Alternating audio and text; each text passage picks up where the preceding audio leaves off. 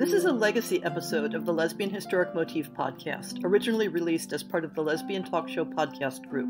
Some references may be obsolete.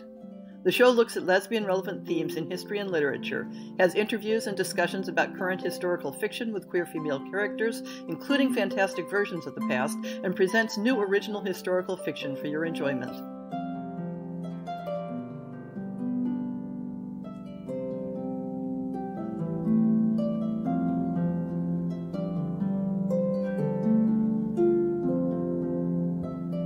Last week, we had Genevieve Fortin in to interview her about her recent historical novel, Water's Edge, set in 1880s New England and Canada.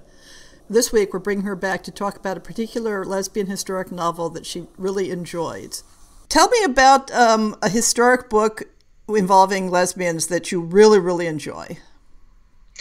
Well, the first one that I read was Patience and Sarah by Isabel Miller. And it really stayed with me because, first of all, it was in my favorite period of time, which is 19th century. Yeah. Although it was early 19th century. But most of all, because it showed a way for those two women to actually live together, live happily together. They finally buy this little farm and they live together, which I thought was very sweet and positive and encouraging. And that's why it stayed with me. It really inspired me also for Water's Edge. Yeah, so let's let the readers know what this book is about. So I love Patience and Sarah. I read it back when I was first coming out in the late 70s. It's about two frontier women in, I think it's maybe New York, upstate New York. Right. It starts in Connecticut and ends in upstate New York. That's where they get their little farm. And two women that set up housekeeping together and find a way to live together and to have a relationship. And it's very simple, sweet. Well, okay, maybe simple is not the right word. Very sweet relationship. Yes. And it's a little touch of butch femme, as I recall. It is. You know, one of them, Sarah, she wears pants and she does work that men usually do, and Patience is very attracted to that also. So, and as I recall, Patience is a painter that she's modeled after.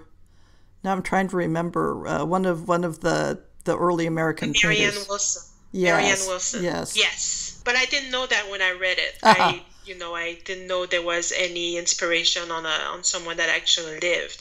I just read it and enjoyed the sweet story, and especially the happy ending, or somewhat happy ending, yes, that I didn't see in historical fiction. You know, whenever there was a lesbian character in historical fiction, prior to that I read, it was not in a positive light. So that's what I loved most about it. Yeah, I think one of the things I really liked among novels of that era, most of the lesbian fiction was looking at contemporary culture, and which was not always a very happy life. You know, even having happy endings for the contemporary novels at that time was unusual.